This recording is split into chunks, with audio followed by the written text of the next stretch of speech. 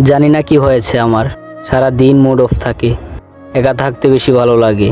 কারোর সাথে কথা বলতে ইচ্ছে হয় না, কারোর সাথে দেখা করতে ইচ্ছে হয় না। মনে হয় যেন আমি পড়ে গেছি সেই মহামায়ার ভেতর। দেখ, তোকে আগেও বলেছি আর এখনো বলছি, ভাগ্যের কাছে কোনোদিন হার মানিস না।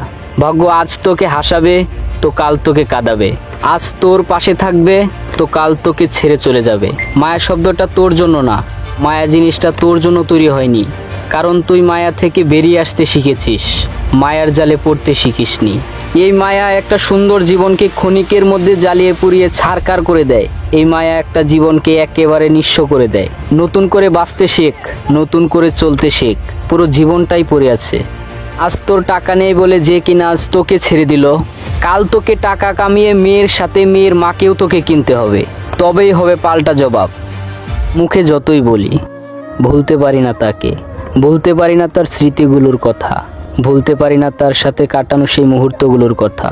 কিন্তু আমাকে তো ভুলতেই হবে, কারণ এটা দুনিয়া, এখানে সবাই স্বার্থের জন্যই ভালোবাসে।